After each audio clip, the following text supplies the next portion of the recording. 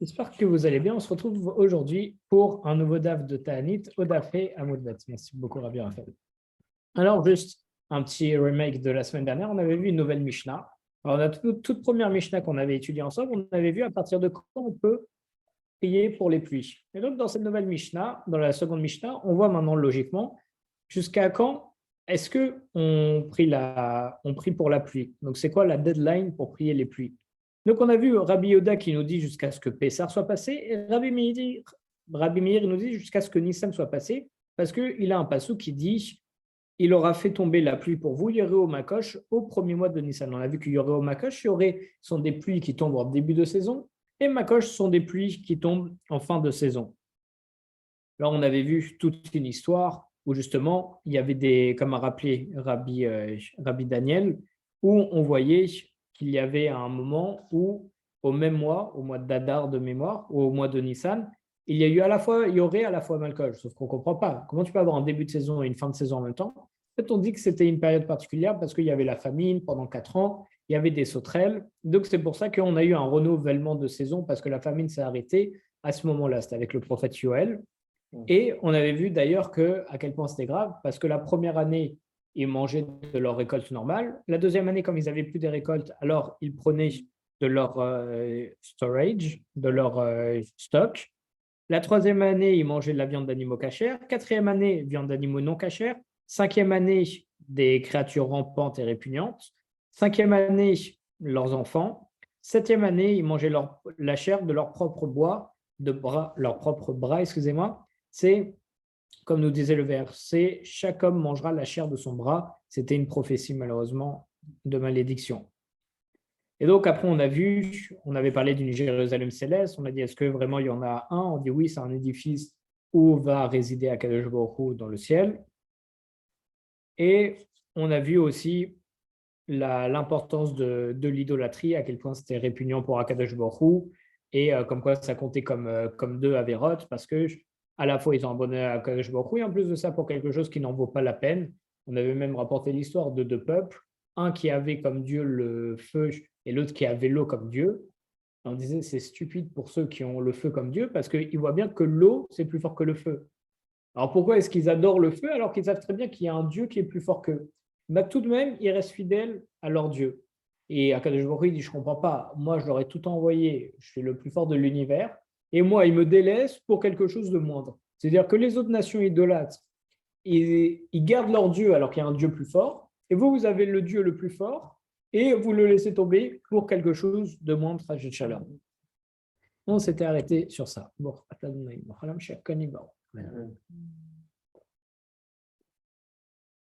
alors, on se trouve à He Amoudbet, Vamar le Rav Nachman le Rav Yitzhak. Alors, à quelle ligne on se trouve? Le premier qui y trouve, il a 1 plus 1. C'est la ligne où il est à peu près 10. À peu près une dizaine de lignes après le début. Tac, vous l'avez tous? Au déballé Yoel. Vamar le Rav Nachman le Rav Yitzhak. Alors, Vamar le Rav Nachman le Rav Yitzhak, exactement, vous l'avez?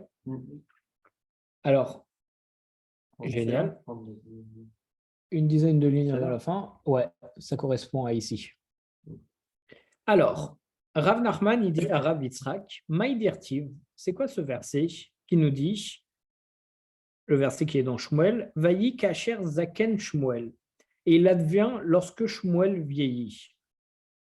Ou missiv Shmuel kuliai, est-ce que Shmuel, il était si vieux que ça? Donc, on a un verset qui dit, lorsque Shmuel a vieilli, et pourtant, il n'avait que 52 ans lorsqu'il est mort. Donc, pourquoi est-ce qu'on dit que Shmuel, il était vieux? C'était relativement jeune, et même il est mort jeune, le pauvre. Damar Mar, comme Mar, le maître, il nous dit, Med Bachameshim Ushtaim Shana, si quelqu'un meurt à 52 ans, Zeu Mitato Shel Shmuel Aramati. Ça, c'est la mort de Shmuel Aramati. Alors, on voit dans le traité Smachot que tous ceux qui décèdent à l'âge de 50 ans, il est tombé sur le coup de la peine de karet. Alors, karet, on a, chas shalom, la peine de karet lorsqu'on transgresse certaines avérotes graves, comme Shabbos, si je ne vous dis pas de bêtises. Et karet, en fait, c'est une peine de retranchement dans le ciel. Donc, c'est Akadosh Baruch Hu qui nous fait le karet. Donc, de là, on voit que celui qui meurt à 50 ans, dans la cinquantaine, Chazé Shalom, c'est qu'en réalité, il a transgressé quelque chose qui était Chayav Karet, et donc sa punition c'est Karet, c'est pour ça qu'il est mort prématurément. Mais par contre, il y a marqué dans le traité Semachot que celui qui décède à l'âge de 52 ans, il n'a pas tombé sur la peine de Karet parce que Shmuel, il est mort à cet âge-là. Donc on voit comme si on est mort à 52 ans, donc c'est vraiment à 50 ans, c'est Chaz de Shalom, on meurt qu'on a eu Karet, mais comme Shmuel Hanavi, lui, il n'a pas pu être Chayav Karet, alors c'est qu'à 52 ans, on n'est pas Chayav Karet. Et quand on meurt avant 50 ans? Avant 50 ans, ça, c'est pas spécifiquement pour Karet. Le Karet, c'est Bidé Shamim, ça veut dire qu'on ne voit pas la peine normalement. Mais on peut observer que quelqu'un qui meurt à 50 ans, on peut dire, c'est certainement qu'il y a des cas où ce n'est pas le cas, mais on peut dire que c'est Chayav Karet. Mais ça ne concerne pas les enfants. Comment ça? C'est-à-dire, il est Karet, mais pas sa descendance. C'est juste lui. Non, Karet, c'est juste lui.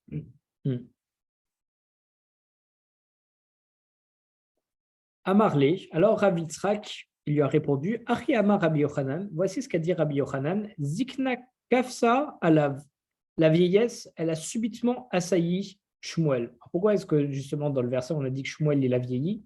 Parce qu'on dit que subitement, dans ces derniers moments, ces derniers mois ou dernières années, il a commencé à avoir les cheveux qui blanchissent prématurément et vraiment il avait une tête vieillie. Et on va essayer de voir maintenant pour quelle raison est-ce que Shmuel il a eu une vieillesse prématurée juste avant sa mort. Dirtiv, comme on voit dans Shmuel, Nechamti kimlarti et Shaoul. Je regrette d'avoir fait régner Shaoul. Dieu cherchait à tuer Shaoul parce qu'il avait désobéi à ses ordres. Amar les Fanav, alors Shmuel il a répondu à Kadosh Baruch Hu, Ribono Shalaolam, maître du monde. Chez Kaltani, chez Moshe et Aaron, tu m'as fait l'égal de Moshe et Aaron. Dirtiv, comme il est écrit, Moshe et Aaron bekoanav ou Shmuel bekore shemo. Moshe et Aaron parmi ses kohanim et Shmuel parmi ceux qui invoquent son nom. Donc, comme il a été mis dans le même verset, c'est-à-dire qu'Akadosh Baruch Hu lui a donné autant d'importance que Moshe et Aaron. Ma Moshe et Aaron, lo bat lo maseyedem echayechem. De même que Moshe et Aaron, ils n'ont pas annulé les œuvres de leurs mains durant leur vivant. Alors, de même pour moi aussi, que mon œuvre, ce que je suis en train de faire, ne soit pas annulé de mon vivant. Qu'est-ce que ça veut dire? C'est qu'en réalité, Moshe et Aaron, ils ont établi une œuvre en prenant les bénis Israël, en les sortant d'Égypte, en les préparant à rentrer en Israël. Mais malheureusement, on pourrait se dire qu'à partir du moment où ils meurent, ils n'ont plus de leader et donc ils ne vont pas pouvoir continuer leur œuvre après leur mort. Maintenant, Akadosh Baruch Hu, il a envoyé Yehoshua bin Nun, qui était le disciple de Moshe et qui a pu continuer de prendre les bénis Israël pour créer après, pour conquérir la terre d'Israël, etc. Et donc, là, Shmuel, il dit, regarde, tu m'as fait l'égal de Moshe et Aaron. Moi aussi, j'ai établi une œuvre, mais maintenant, je veux la perpétuer. Et c'est quoi ma manière de perpétuer comme Moshe et Aaron? C'est par Shaoul que j'ai nommé roi. Alors, ne cherche pas à tuer Shaoul, parce que c'est lui qui va perpétuer mon œuvre, et tu me mets autant d'importance que Moshe et Aaron. Donc, si tu leur permets à eux d'avoir un serviteur, un descendant qui va pouvoir perpétrer son œuvre, alors permets-le-moi à moi aussi. Alors, Amar Akadosh Baruch Hu, Achi Avid. Alors, Akadosh Baruch Hu, il dit, qu'est-ce que tu veux que je fasse? Parce que d'un côté, il désobéit à ses ordres, mais d'un autre côté, Shmuel, il lui demande de le garder parce qu'il permet de continuer son œuvre. Alors, en fait, Shmuel, il avait demandé à Akadosh Baruch Hu, s'il te plaît, fais en sorte que Shaoul, il ne meure pas de mon vivant. Alors, Akadosh Baruch Hu, il lui dit, qu'est-ce que tu veux que je fasse? Les mots de Shaoul, que je tue Shaoul immédiatement. Le Kashavik Shmuel, il ne va pas le permettre. Alors, qu'est-ce qu'on va faire? Les mots de Shmuel à Doutar? Alors, on va faire en sorte que Shmuel, il meurt jeune, comme ça, juste après, il pourra tuer Shaoul, comme ça, il ne tue pas le Shaoul du vivant de Shmuel, comme il lui a demandé. Mais à ce moment-là, Meraneno à Bartré, les gens, ils vont commencer à médire en disant que Shmuel, il est mort jeune parce qu'il avait fait des avérotes. S'il a une mort prématurée. Alors, je ne peux pas non plus tuer Shmuel jeune, excusez-moi. Alors quoi? L'olémut Shaoul, l'olémut Shmuel. Alors quoi? Je vais ni tuer Shaoul, ni tuer Shmuel. Parce que si je fais l'un avant l'autre, ça ne va pas aller. Si je fais Shmuel alors en avance, ils vont dire bah, il a fait des fautes, c'est pour ça qu'il est mort en avance. Donc Kadosh Baruch Hu, il dit qu'est-ce que je fais? Va régler à Malchut David, parce que le règne de David, il est déjà arrivé. David était déjà né, il était déjà en mesure de régner, et donc il fallait commencer à le faire régner. Sauf que et un règne ne peut pas empiéter sur le règne d'un autre, ne serait-ce que d'un cheveu. C'est-à-dire, toi que Shaoul il est vivant, je ne peux pas commencer à faire régner David. Parce qu'on ne peut pas faire empiéter un règne sur un autre règne. Alors qu'est-ce que je fais? J'ai David prêt à prendre la malchoute et c'est son tour, mais pour ça, il faut que je tue Shaoul. Sauf que Shmuel, il ne veut pas que je tue Shaoul de son vivant. Alors quoi, je vais tuer Shmuel en premier? Si je tue Shmuel en premier alors qu'il est jeune, les gens ils vont dire qu'il a fait des fautes, c'est pour ça qu'il est mort. Le Baruch Hu, il dit alors, qu'est-ce que je fais? Alors, Akadosh Baruch Hu, il a dit, Akfis Salav Zikna, je vais rendre Shmuel prématurément vieux. Comme ça, les gens, ils ont l'impression qu'il est vieux. Et lorsque je vais le tuer, malheureusement, alors les gens, ils vont pas se dire il a commencé à faire des fautes et c'est pour ça qu'il est mort. Donc maintenant, Akadosh Baruch Hu, il va tuer Shmuel en le rendant plus vieux. Maintenant qu'il a tué Shmuel, il peut tuer Shaoul parce que Shmuel n'est plus vivant. Et une fois qu'il va tuer Shaoul, il va pouvoir faire régner David Améler. Ok? Ayenu dirtiv. Et ça fait référence à ce qui est dit dans Shmuel. Veshaoul Yoshev va tachat Aeshel Berama. Et Shaoul était assis à Giva, sous l'arbre situé à Rama. Vechima inyan Giva etzel Rama. Mais qu'est-ce que ça vient faire Giva, qui est sur le territoire de Binyamin, à Rama, qui est sur les monts de Ephraïm? Pourquoi est-ce qu'on dit qu'il était à Giva et à Rama? Et c'est bizarre, Giva, c'est d'un côté, c'est du côté de Binyamin, et Rama, c'est du côté de Ephraïm. Alors comment est-ce que tu mets les deux dans le même verset en disant que c'est le même endroit? Et la lomar là, mais en réalité, ce que ça vient t'apprendre, mi garam li shaul sheyesh begieva, shteshanim omechetza. Qui a fait en sorte que Shaoul, qui descend de Binyamin, il réside à Giva pendant 2 ans et demi. Tfilato shel Shmuel Aramati. C'est grâce aux prières de Shmuel Aramati. En réalité, donc c'était quoi? Au début, quand on faisait référence à Giva, qui est du territoire de Binyamin, en fait, ça faisait référence à Shmuel, à Shaoul, excusez-moi. Parce que Shaoul, il descend de Binyamin. Donc en fait, le verset, il nous disait, et Shaoul était assis à Giva sous l'arbre situé à Rama. Donc en fait, Giva, c'est Shaoul, et il se trouvait à Rama grâce à la prière de Shmuel pour qu'il puisse continuer de régner. Même après la mort de Shmuel. Mais donc, on voit que c'est grâce à la prière de Shmuel que le règne de Shaoul il a été prolongé de 2 ans et demi, jusqu'à ce que David puisse prendre le pouvoir. Donc, on a un problème. Ou mimétré Gavra, Mékaré Gavra, est-ce qu'un homme, il peut être écarté au profit d'un autre? Est-ce que Dieu, il va causer la mort de Shmuel juste pour permettre à David de régner? C'est un problème. Parce que là, on a dit que Akadosh Baruch Hu, il a fait tout ça pour permettre à David de régner. Parce que Shmuel, il a béni Shaoul pour qu'il règne plus longtemps. Et donc, Shmuel, il a dû mourir prématurément pour que Shaoul il reste encore 2 ans et demi au trône, pour que David, ensuite, il peut venir régner. Que nous, on a un principe aussi, c'est qu'on n'a pas le droit de faire une avéra pour faire une mitzvah. Ça, c'est très important de le savoir, parce que souvent, on se pose la question. On se dit, oui, mais regarde, le cas classique, c'est si je fais une arnaque, phrase de Shalom, je gagne beaucoup d'argent, mais cet argent, je vais donner la moitié à la tzedaka. Alors oui, je fais une avéra, mais derrière, c'est pour faire une grosse mitzvah pour permettre de construire la synagogue. C'est interdit. Déjà, c'est interdit parce qu'on n'a pas le droit d'utiliser pour une mitzvah l'argent d'une avéra, mais aussi, tu n'as pas le droit de faire une avéra pour faire une mitzvah. Donc, quoi d'autre ça s'applique? Si on a un ami non religieux, qu'on va inviter Shabbat chez nous à la maison. Alors, on sait que pour venir à la maison, il va venir en voiture, mais au moins, s'il est chez nous, il va pouvoir faire le kiddush, il va pouvoir faire motzi, les brachot. Donc, il va faire la mitzvah de Shabbat. Et on se dit, de toute façon, il prend la voiture. Mais non, on n'a pas le droit de lui proposer parce que c'est toi qui m'as engendré une avéra et tu n'as pas le droit de faire une avéra pour faire une mitzvah. Donc là, on a un problème. Kadosh Baruch Hu, il tue Shaoul pour pouvoir faire régner, il tue Shmuel pour pouvoir faire régner David. Mais tu n'as pas le droit de faire du mal à quelqu'un pour donner du profit à quelqu'un d'autre. D'ailleurs, j'avais vu une très belle chose. Je crois que si, non. Dis-moi.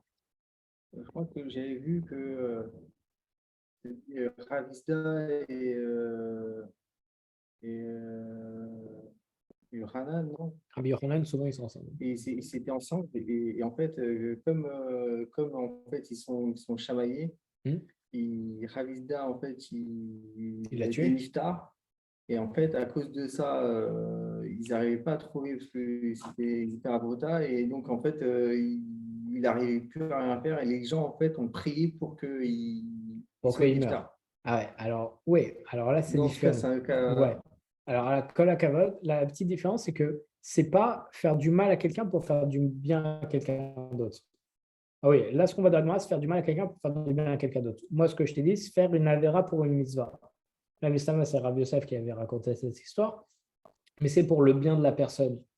Et c'est pas, et on voit donc avec les Chachamim que c'est pas une mauvaise chose de souhaiter la mort de quelqu'un s'il n'est pas bien et si c'est douloureux. C'est une bonne chose pour lui.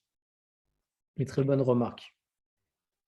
Et j'avais juste vu un petit Vartora très intéressant.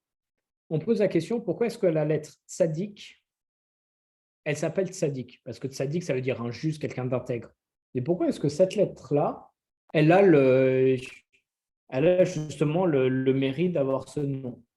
Alors on dit parce que dans le tzadik, c'est un pied qui va soulever un yud. On voit, c'est une sorte d'angle avec un yud au-dessus. Donc en fait, le tzaddik, celui qui va soutenir le yud, le juif. Je dis d'accord, mais je ne comprends pas, dans le aleph, aussi tu as une barre qui soutient un yud. Alors le aleph, en plus c'est la première lettre, elle devrait être appelée tzaddik. Je dis non. Que le aleph, ça soutient un yud, mais tu as un autre yud en bas. Ce qui fait qu'en réalité, le aleph, il soutient un juif, mais en s'appuyant sur un mot juif. C'est-à-dire qu'il va écraser Chazé Shalom un juif pour pouvoir en élever un deuxième. Mais tu n'as pas le droit de faire ça. C'est pour ça que le tzaddik est un tzaddik, parce que le tzaddik ne fait que augmenter un juif. Il ne va jamais s'appuyer sur un autre juif pour pouvoir en faire monter un. C'est un petit Vartora sympathique à ressortir à l'occasion. Tzadik Raphaël. Oui, tzaddik Raphaël. Toi vous ici. Donc justement, la question qui est posée dans la Gemara, c'est comment est-ce que un homme il peut être écarté au profit d'un autre? Comment est-ce qu'Akadosh Baruch Hu, il peut tuer Shmuel pour pouvoir faire accéder au trône de David? Alors la Gemara elle dit hey, oui, parfois ça peut se produire. D'Amar Rabbi Shmuel bar Nachmani Amar Rabbi Yochanan, comme a dit Rabbi Shmuel ben Nachmani au nom de Rabbi Yochanan. Maïdirtif, c'est quoi ce qui est écrit? Alken chatsavti benviim aragti beimrepi. Quel est le sens de ce qui est dit? C'est pourquoi j'ai taillé mon verre par l'intermédiaire de prophètes, je les ai tués par les mots de ma bouche. Bemaasem l'onémar. Il n'est pas dit qu'ils ont été tués en conséquence de leur acte, à cause de ce qu'ils ont fait. Et là, beimrepi, mais plutôt par les mots de ma bouche, c'est-à-dire par décret divin. On aurait dû dire ils sont morts parce qu'ils ont péché. Non, il dit dans le verset, ils sont morts par les paroles de ma bouche. Alma métrique gavra mekame gavra. Donc on voit qu'un homme, il peut être écarté au profit d'un autre. Parce que lorsqu'il y a un décret divin qui sort de la bouche d'Akadosh Baruch Hu, alors on peut faire ça. Et c'est ce qu'a choisi de faire Akadosh Baruch Hu dans le cas de Shmuel et David. Alors, comme on a l'habitude, on était en train de voir des enseignements de Rabbi Yochanan, que Rabbi Yitzhak il disait à Rabbi Nachman. Donc, on va continuer sur cette lancée d'enseignements qui peuvent diverger totalement dans le sujet de ce qu'on est en train de voir, mais au moins, on a divers enseignements des mêmes auteurs. Alors, Rav Nachman et Rabbi Yitzhak avou yadvei beseudata. Rav Nachman et Rabbi Yitzhak, ils étaient assis en train de manger un repas. Amarle Rav Nachman et Rabbi Yitzhak. Rav Nachman, il dit à Rabbi Yitzhak, Leimam mar milta, que le maître prononce quelques mots de Torah. Amarle, et alors Rabbi Yitzhak, il lui a répondu, Achi Amar Rabbi Yochanan, voici ce qu'a dit Rabbi Yochanan. En mesechim miseuda, on ne doit pas parler durant un repas. Shema yagdim kane la véchette, de peur que la trachée du consommateur, elle va aller plus vite que l'œsophage au moment d'avaler la nourriture. Parce que lorsqu'on parle, on a l'orifice de la trachée qui va s'ouvrir et la nourriture, elle risque de passer par cet orifice-là au lieu de l'œsophage, et donc, ras shalom, on pourrait s'étouffer, comme nous explique Rachi. On a un endroit où on va avoir l'air qui va s'expulser pour parler, et un autre tube, l'œsophage, pour pouvoir digérer, si je ne vous dis pas de bêtises. Alors, Une fausse route. hein? Ça s'appelle une fausse route. Une fausse route? Ouais. Quand la cavade. Et justement, lorsque je vais manger, en parlant en même temps, ça risque ras shalom d'aller dans le mauvais tuyau, et donc ça causerait un étouffement. Donc voilà ce qu'il lui a répondu. Il a dit fais un Dvar Torah. Il dit non, on ne parle pas en mangeant parce que Chas Shalom, ça peut te mettre en danger. Alors, Bâtard des Saoud, une fois qu'il a fini de manger, Amarler, Rabbi Yitzhak, il a dit à Rabbi Nachman, Aché Amar Rabbi Yochanan, voici ce qu'a dit Rabbi Yochanan. Yaakov Avinu lomet. Yaakov Avinu n'est jamais mort. Amarle, Rabbi Nachman, il a dit à Rabbi Yitzhak, Birde, Safru, Safadania, Bechantun, Chanutunia, Bekavru, Gavrania. Mais alors, est-ce que c'est en vain qu'il y a eu des orateurs qui ont fait les noces funèbres de Yaakov, qu'il y a eu des embaumeurs qui l'ont embaumé, les fossoyeurs qui l'ont enterré? Parce qu'on voit dans la Torah que justement, Yaakov, il a eu une éloge funèbre, il a été embaumé et enseveli. Donc on voit bien qu'il est mort, qu'il est niftar, et même qu'il a eu tout un processus d'enterrement correct. Alors, comment est-ce que tu peux me dire qu'il n'est jamais mort? On l'a même enterré, on a tout fait. C'est même rapporté dans la Torah. Amarli, alors il lui répond, Ani Doresh, c'est un verset que je commence. Et Marc, comme il est dit, Vata altira avdi Yaakov neom Hashem. Et toi, n'aie pas peur, mon serviteur Yaakov, dit à Kadosh Baruch Hu. Kadosh Baruch Hu, il lui dit à Yaakov, Val techat Israël, et ne sois pas brisé Israël. Ki neni moshiecha merachok, car voici que je te délivrerai de loin. Vetzaracha mered shivia, et ta postérité de sa terre de captivité. Donc de là, ça enseigne que non seulement Israël il sera délivré de l'exil, mais que aussi Yaakov, qui est le précurseur d'Israël, il va aussi être délivré de l'exil. Donc à partir de ce moment-là, s'il est censé être délivré de l'exil, c'est-à-dire qu'il était présent lors de la mer Rouge, etc. Et donc, s'il était présent, c'est qu'il n'était pas mort. Parce qu'il est censé être délivré, sauf que s'il meurt avant la délivrance, Kadosh Baruch Hu n'accomplirait pas sa promesse, de Shalom. Donc,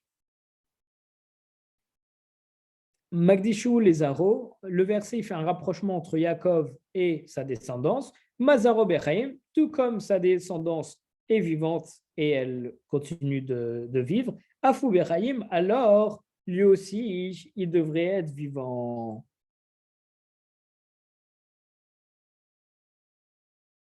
Et donc, comment est-ce qu'on résout notre contradiction? On dit qu'en réalité, oui, il est toujours vivant dans l'idée. Alors, il n'est mort que pour ceux qui l'ont vu être embaumé, etc. Mais pour nous, il est toujours vivant, il est toujours présent, parce qu'il sera délivré en même temps qu'Israël. Bien entendu, tout ça, c'est très mystique, c'est très imagé, mais au moins, on garde l'idée en tête. Alors maintenant, on voit encore une autre discussion. Juste pour information, pourquoi est-ce qu'on a fait cette digression? Alors, on a fait cette digression qui n'a rien à voir parce que comme on avait commencé à donner des enseignements de Rabbi Yochanan avec qui a rapporté des paroles entre Rabbi Yitzhak et Rabbi Nachman, alors on t'a donné, comme c'est un cas assez particulier, parce que c'est quelqu'un qui rapporte les paroles de deux autres personnes, alors on te donne tous les enseignements qui ont été dits avec ces noms-là. Ça revient souvent.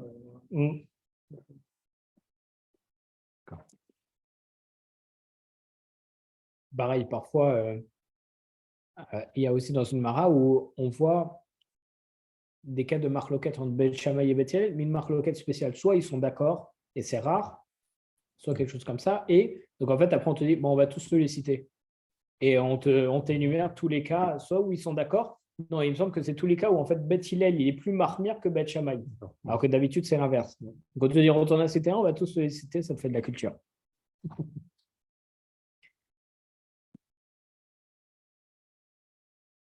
Alors, on y va. Excusez-moi pour cette petite partie de Gemara. Amar Rabbi Yitzhak, il dit Kol haomer rachav rachav miyadi nikra. Alors, tous ceux, excusez-moi, une seconde. Tout celui qui dit rachav rachav, sur le champ, il risquerait d'avoir une perte de semences. Pourquoi? Parce que rachav, on dit qu'à l'époque de Yehoshua, c'était une des 4 femmes les plus belles du monde. Et donc, on disait que rien qu'en pensant à elle, donc en disant 2 fois son nom, on pouvait, Chas Shalom, avoir une perte de semences. OK? Amarle Rav Nachman, et Rav Nachman, il lui a dit Anna Mina Velo Ekpatzli. Je le dis sans, moi je peux le dire plusieurs fois sans avoir peur que rien ne m'arrive. Qui Amarle, alors excusez-moi, lui il lui répond, il dit non, moi je peux le dire sans avoir peur. Et il dit Amarle, et il lui répond Kika Mina Beyodea Omema Kira. Je parle uniquement de quelqu'un qui lui est familier, qui la connaît, et donc qui dit son nom. Donc voilà, c'était un mini enseignement. On dit qu'il y avait une femme tellement belle, juste à dire 2 fois son nom, ça faisait penser à elle, on pouvait Razesham avoir une émission. Et donc il y a un rave qui a dit non, c'est pas vrai. Donc il lui a répondu non, ça c'est pour tous ceux qui la connaissent, ceux qui l'ont déjà vue, qui l'ont peut-être côtoyée. Juste le fait de penser à elle et de dire 2 fois son nom, Razesham, on pourra avoir une émission. Mais il doit y avoir des choses particulières et des commentateurs particuliers juste sur ce bout de Gemara, parce que nous, on ne voit pas trop à quoi ça nous sert aujourd'hui. Mais bon, on peut avoir plein d'enseignements, comme quoi, juste en pensant à des choses ou à des souvenirs, ça peut amener à des fautes. Mais bon, personnellement, je ne me connais pas sur ce sujet et je pense ne pas encore avoir l'âge de trop m'intéresser à ça. On va dire ça comme ça. Elle est bonne l'excuse ou pas? Alors, on va voir encore un autre dialogue qu'ils avaient ensemble. Qui avoue mifrete me'adari. Lorsque Rabbi Yitzhak et Rav Nachman, ils étaient sur le point de se séparer, de prendre congé l'un de l'autre, parce qu'ils étaient ensemble, à Marley, Rav Nachman a demandé à Rabbi Yitzhak, Libarkar Mar, que le maître me bénisse. À Marley, alors Rabbi Yitzhak lui a dit, Emshol lach mashal, je vais te donner une parabole. Lama davar domé, à quoi ça ressemble? La dame Shaya Oler Bamidbar, c'est comme un homme qui voyageait dans le désert. Vaya Raev Ayef Vetsame, il était affamé, fatigué, et assoiffé. Ou Matza Ilan Sheperotav Metukim Vetsilonae, il a découvert un arbre aux fruits doux et à l'ombre agréable. Vamatamaim Overet Tartav, il y a un cours d'eau qui coulait en dessous. Achal Miperotav Veshatam Emena Veyasha Vetsilo, alors il a mangé quelques fruits, il a bu de ses eaux, il s'est assis sous son ombre. Et quand il a voulu partir, il a dit Ilan, Ilan, Bama Avarcha, arbre, oh arbre, comment te bénirais-je?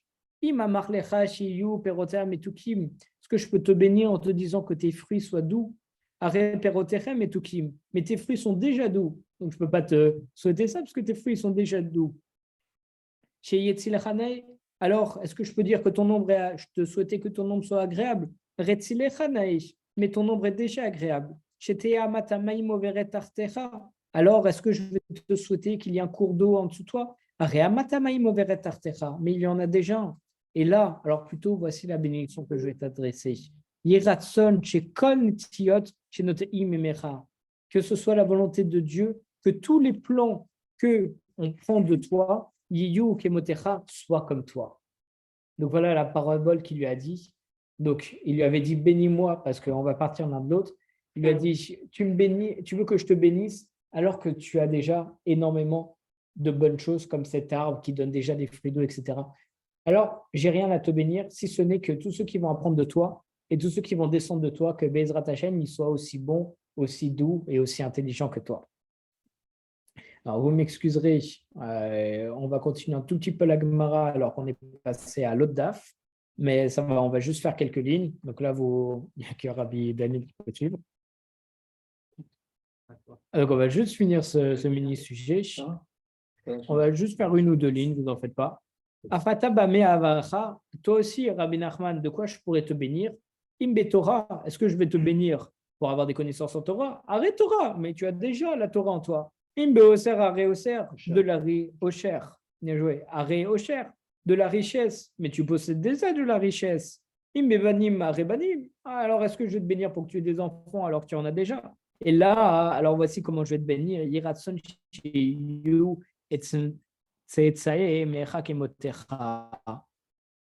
Que la volonté d'Akadosh Baruch Hu fasse que ta progéniture, elle soit aussi érudite que toi et qu'elle ait autant de Torah que toi. Hazak Baruch à tous.